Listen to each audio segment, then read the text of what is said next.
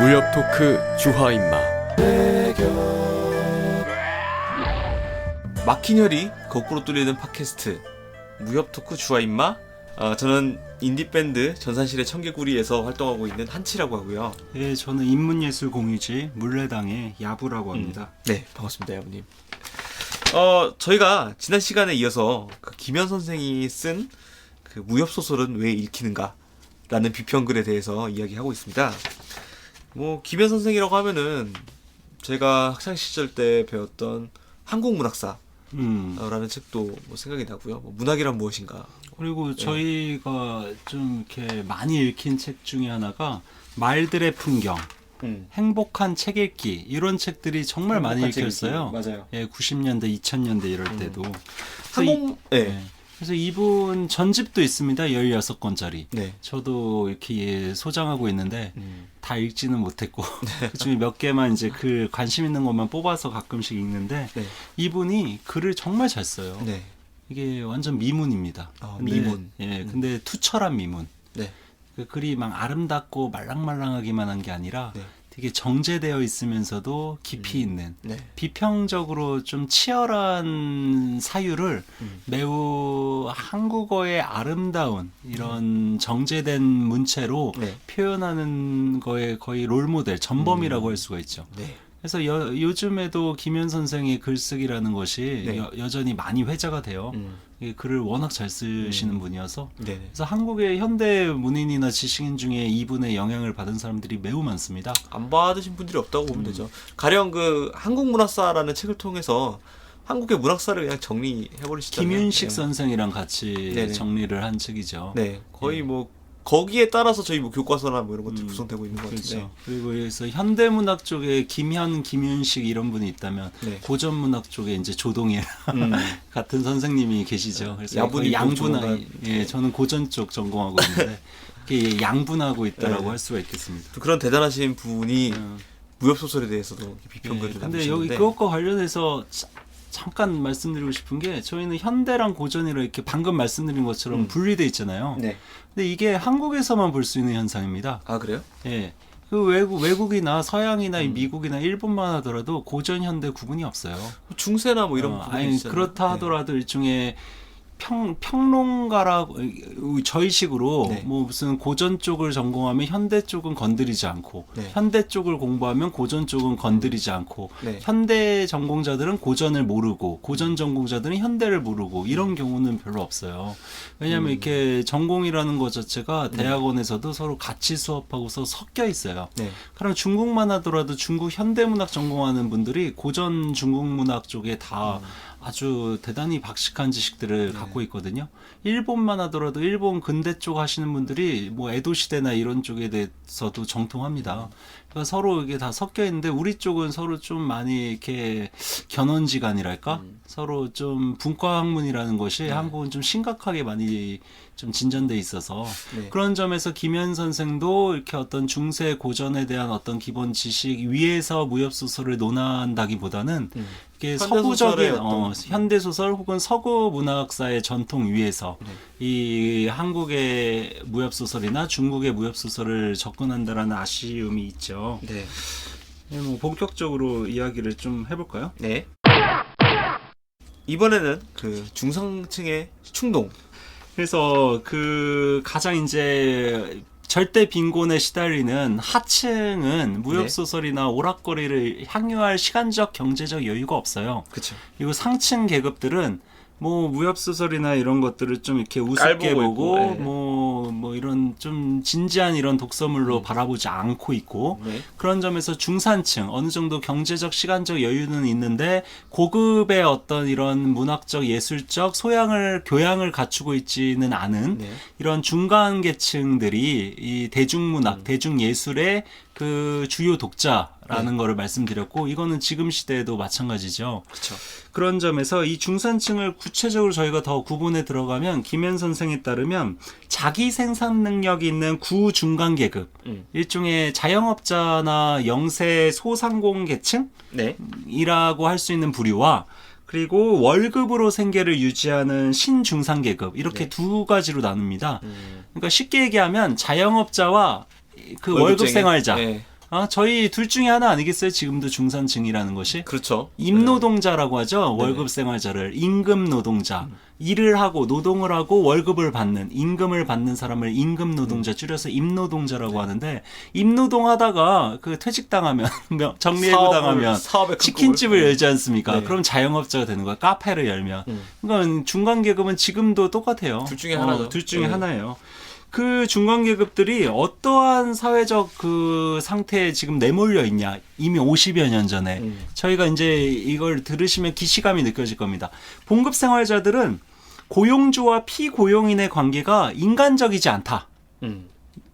너무 당연한 얘기잖아요. 네. 갑을 관계인데. 그렇죠. 대부분의 봉급 생활자들은 자기에게 월급을 주는 주인이 누구인지도 모르고 우리가 사장을 어떻게 알아? 회장님을 어떻게 알아? 별로 인간적인 관계를 맺고 싶지도 않아요, 딱히. 주인과 인간적인 우정 관계를 맺을 염두도 없고 당연히 관심도 없죠. 네. 이게 비개성적이라는 거예요. 음. 이게 어떤 우리가 그 사회라는 어떤 조직 안에 부속품으로 네. 대체 교환 가능한 부속품으로 존재하잖아요. 그쵸. 사실 저 회사 다니신 경험이 있겠지만 회사에서 한치가 없다고 해서 회사가 부도나거나 망합니까? 저는 그게 되게 좀 슬펐어요. 제가 나갔는데 너무 잘 돌아가. 가령 뭐 무슨 네. 안랩의 안철수 같은 사람이 안철수의 연구소에 존재하지 않는다면 그거는 이게 대체가 불가능한 이런 인물이란 말이에요. 빨리 주식을 팔아야 될 시점이겠죠. 근데 우리 같은 보통 사람들은 우리는 사실 교환 가능한 네. 대체 가능한 인력이라는 점에서 어떤 독자적인 아주 고유한 이런 인간적 존엄성을 부여받고 있는 존재들은 아닙니다. 그쵸. 회사에서. 네. 그렇기 때문에 비개성적이라는 거예요. 그런 의미에서. 마찬가지로 자영업자들도 임노동자와 마찬가지로 불안하고 초조하고 네. 이게 뭔가 삶에 팍팍한 어떤 무기력감에 시달리고 있거든요. 다음 달 매출 걱정하게 되고. 그렇지. 그런 거죠. 이게 이제 비개성적인 이런 현대 중산층의 일반적인 특징이라는 겁니다. 네. 그러니까 자기가 속한 곳에서 자기가 주권자로서 주인으로서 뭔가 자기가 어떤 역할을 할 수 없다라는 거. 저희 이번 대선 국면을 지금 경유했지만 네. 우리가 4년에 한 번 주권자가 딱 하루 된다라고 하지 않습니까? 이게 루소가 아주 냉소적으로 한 말인데 네. 민주주의의 주권자라는 게 선거날 당일만 진짜 주권자가 될 수 있다는 거예요. 네. 그 외에는 우리가 일단 투표해가지고 누구 뽑힌 이후에는 우리는 아무런 힘이 없다는 겁니다. 그쵸. 실질적으로. 그런 점에서 이렇게 우리가 설령 투표를 해서 대통령을 뽑는 것처럼 우리가 속한 회사에서 사장을 우리의 상사를 촛불 우리의 들고 어떤 쫓아내기는 교수를 어려운 거죠. 네. 아니면 우리의 어떤 이런 인간적인 관계에서 아니면 교회에서 뭐 이런 목사님을 아니면 다음 달 매출을. 우리가 선출할 수가 없거든. 네. 우리가 선출할 수가 없고 우리가 또 그 진짜 정치적인 이런 의결권을 행사할 수 있는 중요한 자리에 오를 가능성도 거의 없고, 없습니다. 네. 그런 점에서 무기력함에 빠지게 된다는 거예요. 네. 현대 사회의 이런 중산층들은 네. 그 무기력증 그리고 생존 먹고사니즘이라고 하잖아요. 현대 네. 사회 최대 이데올로기가 네. 이제 자본주의도 사회주의도 아니고 먹고사니즘뿐인데 자유주의도 아니고 먹고사니즘은 우리를 비굴하게 만들고 공포에 시달리게 하고 언제든 뭔가 이렇게 밑바닥에 추락할지 모르는 이런 네. 불안과 초조에 시달리게 만든다는 겁니다. 그런 공포감이 뭔가 기성윤리와 기성제도에 맹목적으로 추종하게 만드는 이런 기폭제가 된다는 거예요. 네.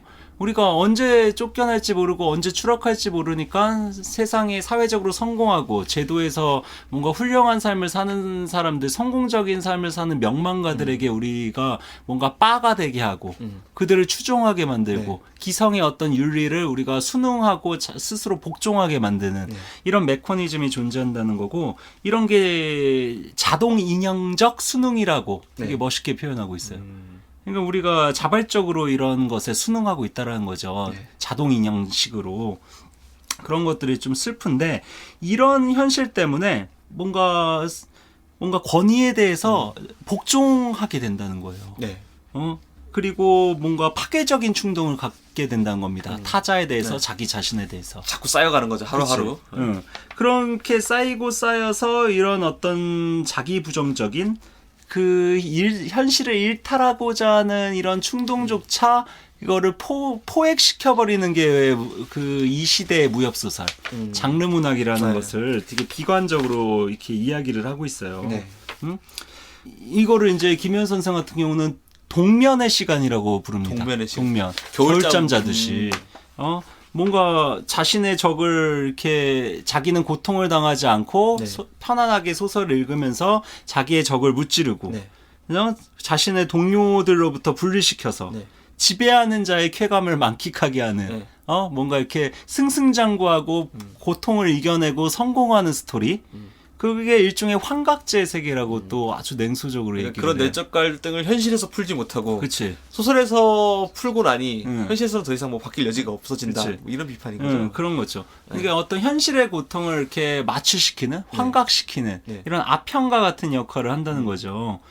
일종의 우리가 살고 있는 이런 어떤 일상성의 어려운 세계, 이런 세계와 우리가 대면하게 하는 이런 고통의 순간이 필요하거든요. 삶에는. 그렇죠. 그런 것들을 이렇게 비껴놓고 음. 뭔가 쉬운 어떤 해결책, 네. 쉬운 어떤 카타르시스, 쉬운 쾌감들을 선사해 줌으로써 현실의 부조리, 현실의 모순들을 눈 감게 만드는 이런 어떤 부작용들이 있다.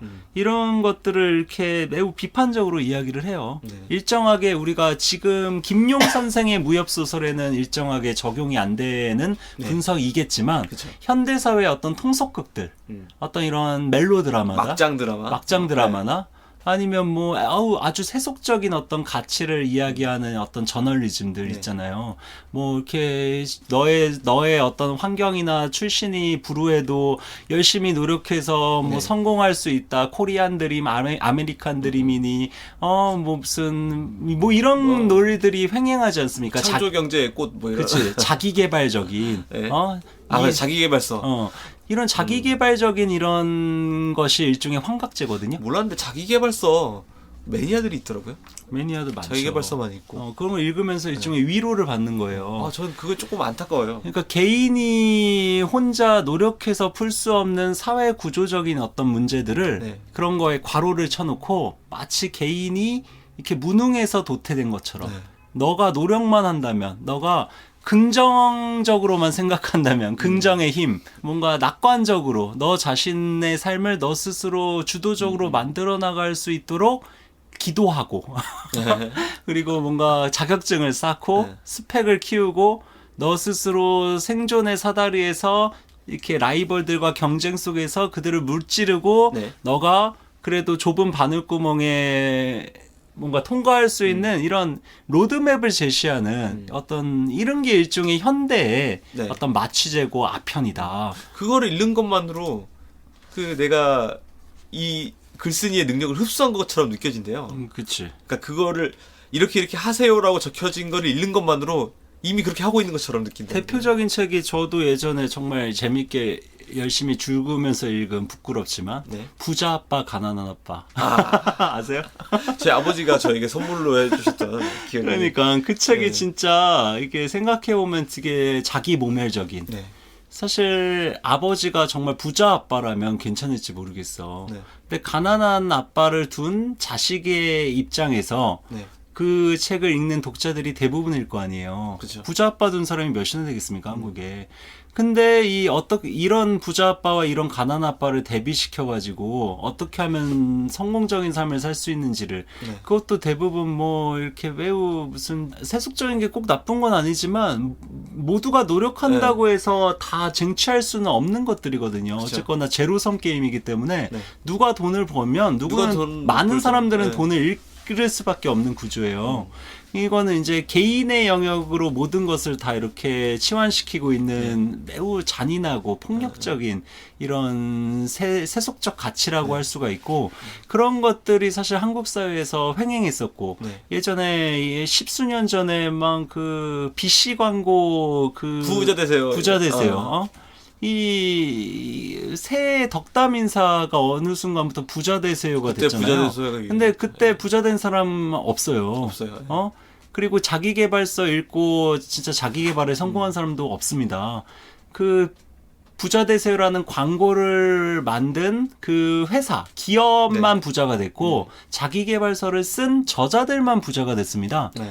그 부자 아빠 가난 아빠라는 책을 쓴 그 무슨 뭐 이름도 까먹은 일본 네. 재미 일본인인데 그 사람만 부자가 됐고 나중에 사기죄로 감옥 가고 그랬죠. 아, 그 그래요? 사람. 예. 그러니까 이게 부자 아빠의 말로입니다.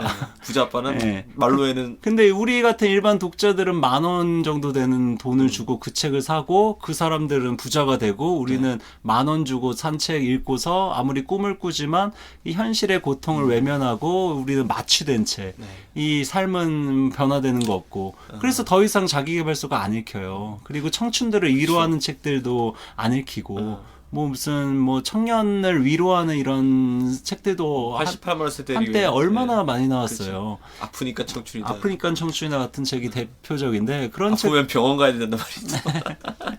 그런 책들은 다 사회 구조적인 어떤 요인들을 다 개인의 문제로 환원시키는 매우 악독한 네. 일종의 독이라고 할 수가 있어요. 아까 말씀드린 이 마취제라고 했던 이 어떤 논의들이 사실 김미연 선생이 처음 한 얘기도 아닙니다. 네. 그 전에도 사실 중국에서도 이런 비슷한 얘기들이 많이 있어요. 뭐 중국이 중국 문학사에서도 본토니까. 네.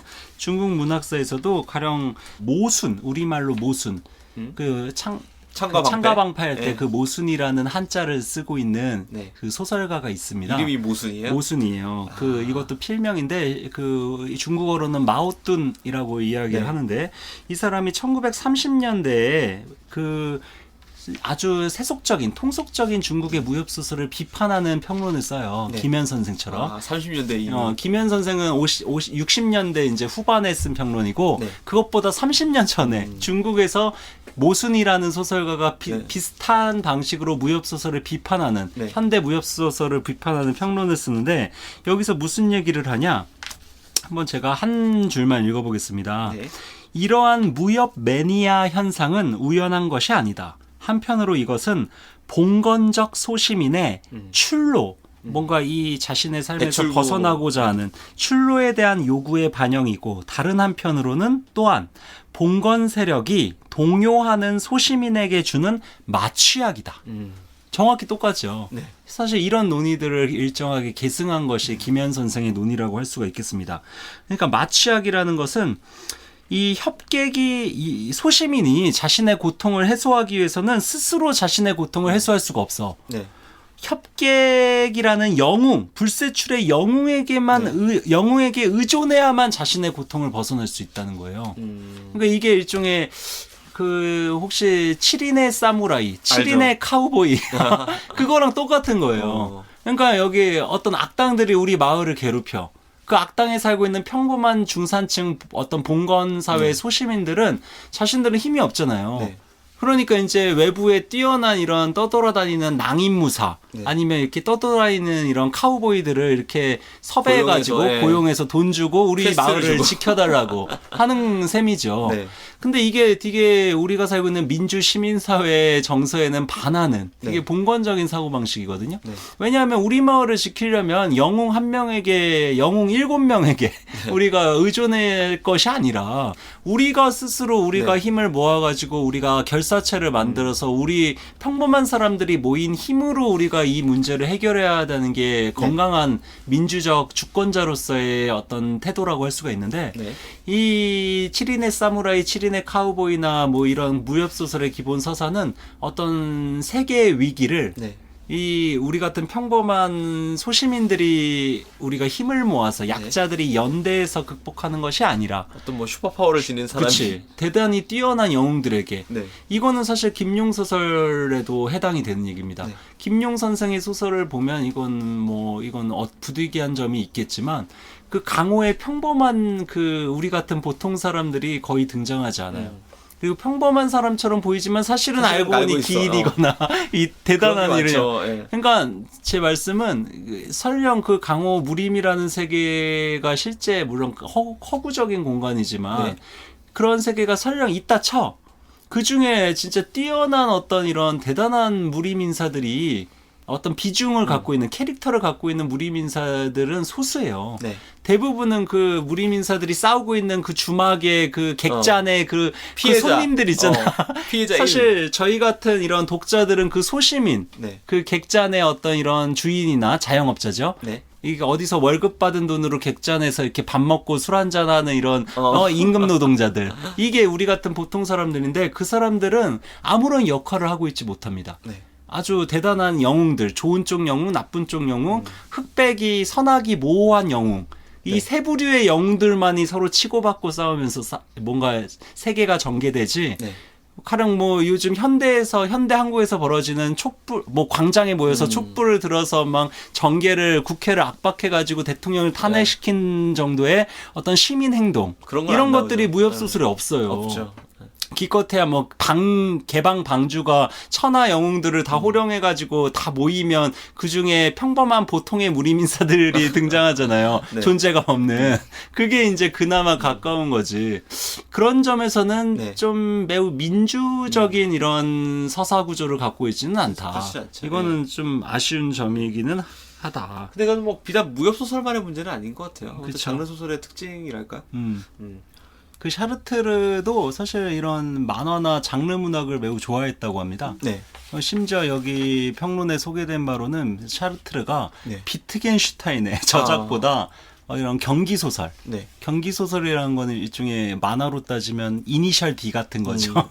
그런 어떤 경쟁을 하는, 네. 경기를 하는 이런 어떤 장르 소설이나 이런 만화책 같은 것들을 훨씬 더 좋아했죠. 즐겨 읽었다. 그래서 어쨌거나 이런 어떤 영웅에게 소시민이 의존해야 된다라는 일종의 설정, 이게 마취제고 아편이다. 네. 라는 것을 지금 비판하고 있고, 이거를 김현 선생이 계승하고 있다는 거고, 무협소설 장르 문학의 아편성, 마취제로서의 역할이, 네. 이게 예전에 칼 마르크스가 이 아. 종교를 비판할 때 했던 논리랑 똑같거든요. 막 선생님. 막 선생님이 종교는 아편이다. 그랬죠. 종교는 인민- 아편이다. 인민의 아편이다. 근데 그것도 우리가 그 구절들을 정확히 따져서 보면 꼭 인민의 아편이라고 해서 비판적으로만 이야기하지는 않았거든요. 칼 네. 막스도. 심지어 그 막스가 종교를 어떻게 얘기했냐. 이런 식으로 얘기했습니다. 억압받는 피조물의 탄식이다. 뭐 표현이 멋있네요. 무자비한 현실의 온정이다. 환상을 포기하라는 요청은, 다시 말해 종교를 버리라는 요청은 기본적으로 종교 비판성이니까 네. 환상을 필요로 하는 현실을 포기하라는 요청이다. 그러니까 이게 종교는 부득이하게 일반 민중들에게, 일반 시민들에게 부득이하게 필요하다는 거예요. 왜냐하면 현실이 너무 고통스러우니까 이 종교를 통해서라도 위안을 받아야 된다는 거야. 이 억압받는 피조물들이 뭔가 탄식하고 위안받을 수 있는 게 종교라는 겁니다. 네. 그래서 막스 선생 말대로 종교를 정말 포기하라고 민중에게 요구하려면 네. 민중들이 종교를 부득이하게 종교를 필요로 하는 그 부조리한 현실을 포기하라고, 네. 부조리한 현실을 바꾸라고, 네. 부조리한 현실을 새로운 현실로 개혁하도록, 혁명하도록 하는 것이 먼저 전제다. 그러니까 종교를 비판하려면 종교를 까는 게 능사가 아니라 사회를 먼저 까고 사회를 먼저 혁신해야 된다라는 얘기를 막스가 하거든요. 네. 그거랑 똑같이 저는 무협소설에 대한 이런 마취제로서의 비판도, 네. 무협소설 혹은 통속소설의 이런 세속성을 우리가 비판하려면 왜 통속소설을 필요로 하는 이런 어떤 사회 현실, 왜 이런 게 왜 이런 게 많이 읽힐 수밖에 없는지, 왜 현실이 이렇게 고통스러워서 이것을 마취제로라도 잠시 망각하고자 하는 사회적 요청이 왜 부득이하게 존재하는지에 대한 어떤 현실에 대한 진단이 먼저 있어야 되고, 그러니까요. 예.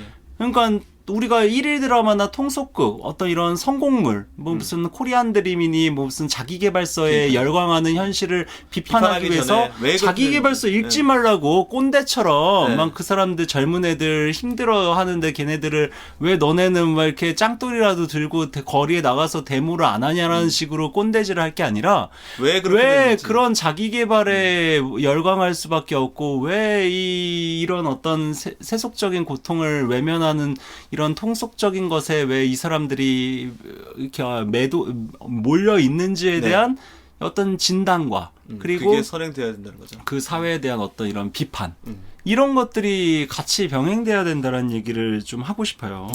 그렇죠. 그래서 저희가 시간이 더 있나요? 시간 많아요. 예. 네.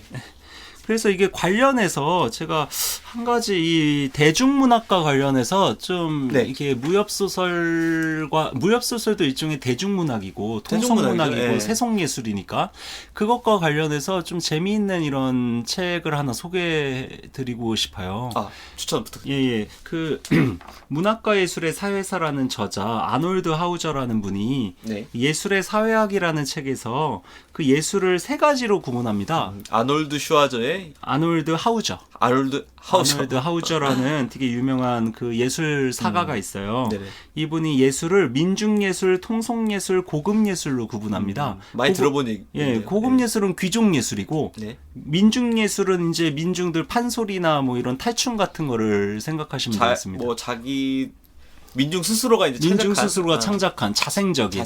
가령 자생- 요즘 우리 시대 그 대중문화, 네. 음악이나 영화, 드라마 이런 것들은 민중예술이 아니에요. 우리는 그쵸. 돈 주고 소비만 하지 우리가 스스로 창작하고 창조해내지 않거든요. 네네. 우리가 창조하지 않고 남이 창조한 거를 돈으로 소비하는 예술 형태를 네. 그 통속예술 혹은 시민예술이라고 하거든요.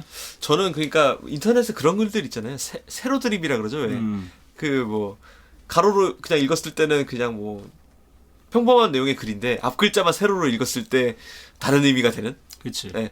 그런 것도 일종의 민중예술이라고 저는 생각이 돼요. 그렇죠. 우리가 네. 이제 그런 거를 만들어내고 우리가 이제 말놀이를 하고 네. 즐기는 거죠. 그런 거나 아니면 그 싸이 허세글이라고 혹시 아세요? 싸이월드의 옛날에 뭐 난 가끔 눈물을 흘린다 뭐 이런 류도 제 생각에는 가령 SNS에서 통용되는 글쓰기들은 사실 일종의 우리가 창작하고 우리가 스스로 향유하는 예술이라는 점에서 네. 그리고 돈으로 이렇게 소비되는 예술이 아니라는 점에서 네. 민중예술의 성격에 좀 가깝죠. 왜냐하면 민중예술은 그쵸. 기본적으로 네. 구비문학, 네. 입에서 입으로 전달되는 문학이기 때문에 이렇게 우리 SNS만큼 구비성이 강한 문학이 어디 있겠습니까?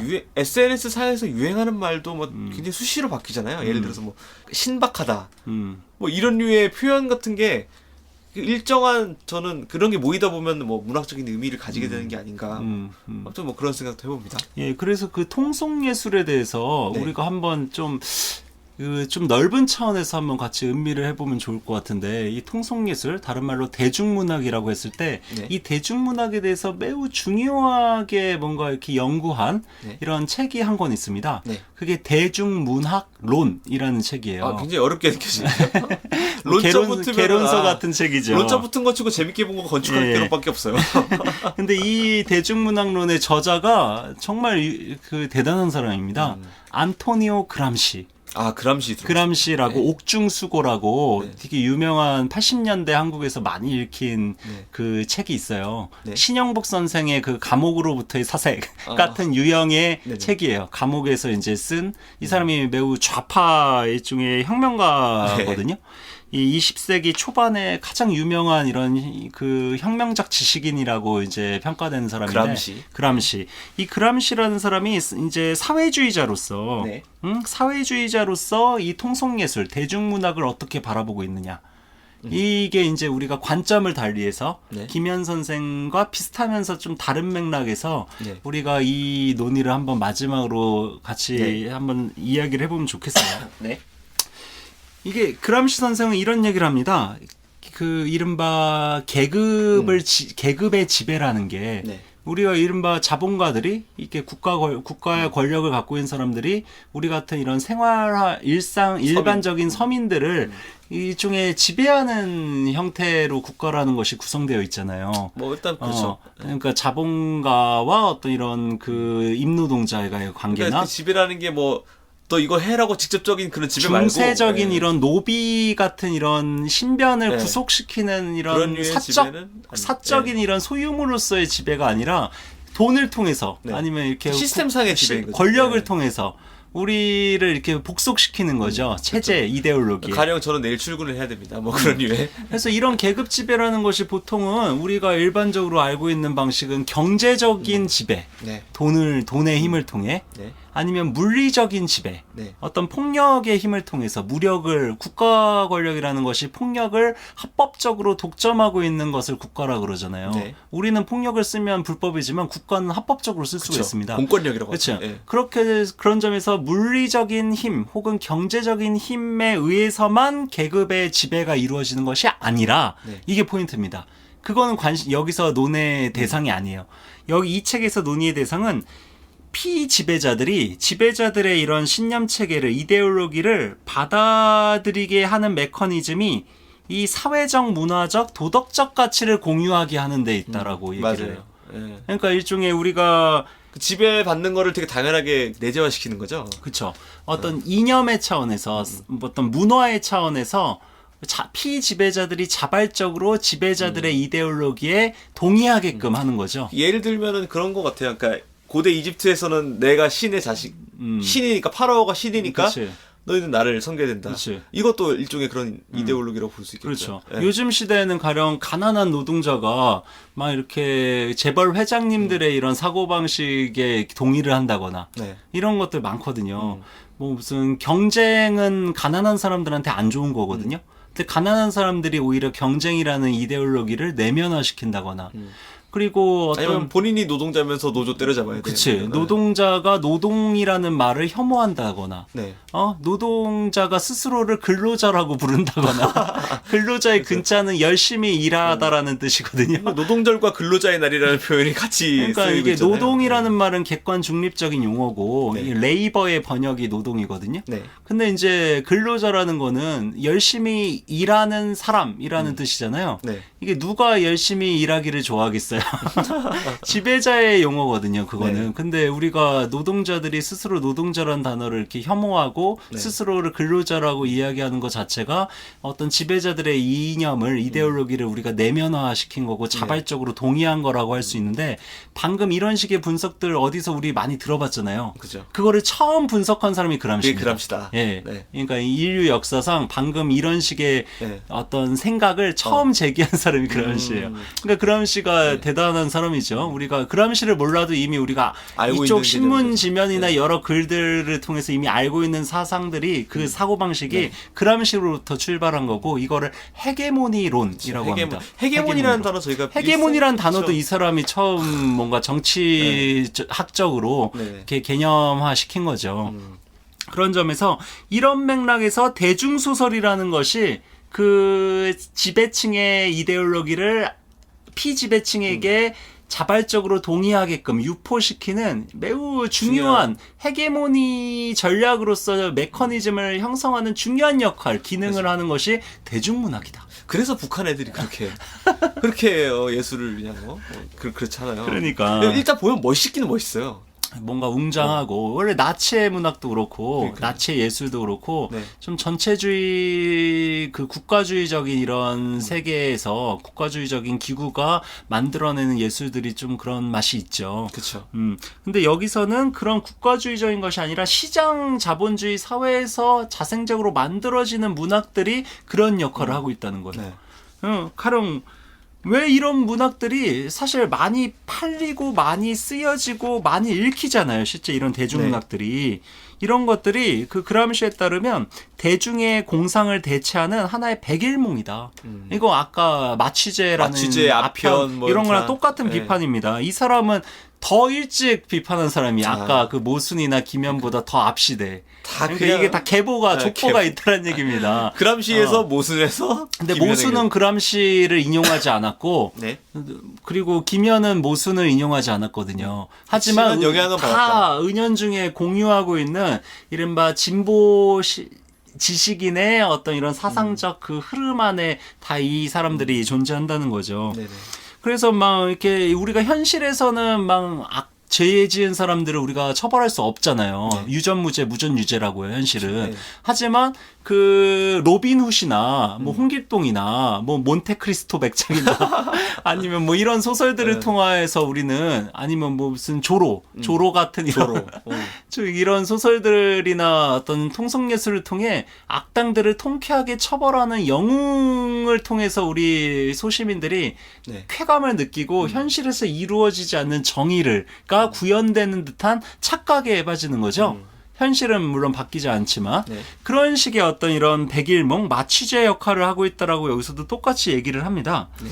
그러면서 이 유형들을 쭉 이야기를 다양하게 해요. 막 무슨 빅토르 위고도 이 사람이 생각하는 마취제 유형입니다. 빅토르 위고에 대해서도 비판적이에요. 아, 그래요? 레미제라블 같은 네. 이런 우리가 혁명 소설이라고 알고 있는 그리고 막 가짜 무슨- 혁명이라는 거죠. 그 소설 안에서. 이 사람은 이제 빅토르 유고는 네. 이고보다 훨씬 왼쪽에 있는 사람이니까 아. 이해를 해야 됩니다. 네. 뭐 역사 소설, 추리 소설, 뭐 지리공상 과학 소설 이런 것들도 있어요. 그러니까 SF인데 줄베른. 줄베른 줄베른 아주 좋아하는데. 이런 것들을 이제 다 비판하면서 문제는 왜 이런 소설들이 인기를 누리는가? 왜 이런 비예술적인 문학이 인기를 누리는가? 또 분석을 했군요. 김현 그렇지. 선생과 똑같은 이런 물론 김현 선생부터 네. 한 60년, 한 70년 앞서서 네. 이런 얘기를 이렇게 쭉 하면서 그 이유가 문화적인, 정치적인, 도덕적인 이유 때문이다라고 얘기를 해요. 단순히 재밌어서 많이 읽는 게 아니다라는 얘기를 하면서 그런 그 구체적인 이런 분석에 있어서는 제가 이제 이게 이제 본격적으로 말씀드리고 싶은 건데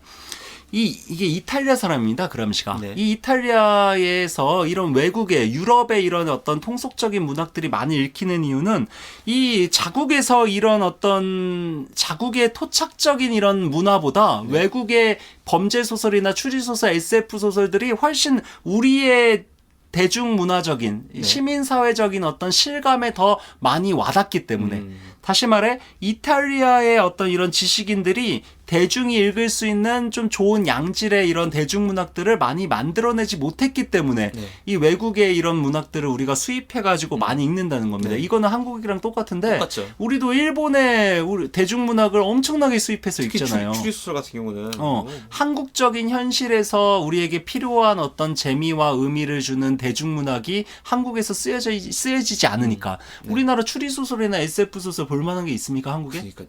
없어요. 다 일본 다 거, 일본 미국 거. 거 읽지. 그럼 이게 이미 20세기 초에 이탈리아에서 벌어졌던 현상이 지금 한국에서 똑같이 반복되고 있는 겁니다. 네. 그러면서 이 지식인과 대중이 이렇게 유리되어 있다라는 얘기를 해요. 네. 이때부터 이미 그런 겁니다. 그람시가 포함된 이탈리아의 이런 좌파 지식인들이 네. 실제 어떤 자본주의 사회에서 살고 있는 일반 소시민으로서의 대중과 이렇게 딴 세상에 살고 있다라는 거를 비판적. 그러니까 다시 말해 이 사람은 김현 선생이랑 달라요. 입각점이. 네. 김현 선생은 무협 소설을 까면서 소시민들의 봉건성을 이렇게 비판하면서 비판했지만, 그들의 어떤 그런 부득이한 점을 이렇게 조명했다면 그람시는 그람시는 자기가, 지식인에 대한 비판이야. 그걸 못 긁어주는 거에 대해서 비판하는. 그러니까 자기 비판, 이게 자기 어떤 셀프 크리티시즘이라고 할 수 있는 이게 그람시에게는 있다는 겁니다. 네. 그러면서 대중문학이라는 것이 이게 뭐 싸구려 문학이기 때문에 폐기되어야 되는 것이 아니라 뭔가 지식인들이 오히려 더 적극적으로 개입해서 네. 뭔가 우리 이탈리아 시민들이 즐겁게 읽으면서도 뭔가 마취제 아편으로서의 이런 것에 빠지지 않는 뭔가 자기각성의 이런 어떤 이런 새로운 각성을 인도하는 문학으로 지식인이 대중과 만나야 된다는 얘기죠. 그런 사람이 바로 김용 선생이겠죠. 그렇게 얘기할 수가 있겠죠. 네. 그래서 대중과 지식인이 소통하는 새로운 방식의 대중문학이 등장해야 된다라는 얘기를 하면서 문학이 대중에게서 멀어질 때 이른바 기성문학, 이른바 김현 선생이 얘기한 현대소설, 어떤 교양소설 같은 순문학이 대중으로부터 멀어질 때 문학은 그 특권 계급의 현상이 된다라고 하면서 비판해요. 맞아요. 그러니까 일종의 지금도 이 현대문학이라는 것이 엘리트 문학화되고 있거든요. 굳이 문학까지 안 가도, 그러니까 저는 음악 쪽에 있으니까 그 음악 비평문 같은 거 자주 보거든요. 근데 현대 활동하고 계시는 좀 이렇게 유명하신 분들은 그 7, 80년대 서양 락의 세례를 많이 받으셨어요. 그래가지고 락과 락이 아닌 것으로 좀 구분하고 계시더라고요. 음악 장르를. 그것도 그래서 똑같네. 락이 아니면 음악적이지 않다는 거예요. 근데 거기서 저는 많은 괴리를 느꼈거든요. 그러니까 저는 그런 식으로 뭔가 나누고 위계화시키고 뭔가 이게 다 제가 생각하기에는 그 내재적인 논리나 어떤 컨텐츠의 질적 차이 때문이 아니라 제 생각에는 이게 다 밥그릇 문제야. 제 생각에는 밥그릇. 자기가 잘하는 분야의 밥그릇을 지키기 위해서 다른 밥그릇의 영역과 끊임없이 벽을 쌓고 우리 밥그릇을 지키고자 하는 일종의 그것도 먹고사니즘이라는 이데올로기가 그 기저에 깔려 있다라고 저는 생각을 해요. 그게 좀 이제 안타깝고 사실 근데 그람시처럼 오히려 이 엘리트가 대중을 경멸하거나 네. 대중을 뭐 인도해야 된다는 이런 식으로 꼰대화 되지 말고 네. 엘리트가 오히려 대중에게 섞여서 들어감으로써 지식인이 대중과 함께 공명할 수 있는 네. 지식인과 대중의 위계가 구분이 모호한 상태에서 같은 시민으로서 네. 이 시대에 공명하고 이 시대를 함께 살아갈 수 있는 존재로서 뭔가 이렇게 대중 예술이라는 것을 함께 키워나가야 된다는 거죠. 네. 그거를 지금의 지식인들이 못하고 있다는 것을 비판하는 겁니다. 네. 소시민들을 비판하는 게 아니라 대중문학을 비판하는 게 아니라 지식인들의 이중성, 위선성을 비판하고 네. 있어요.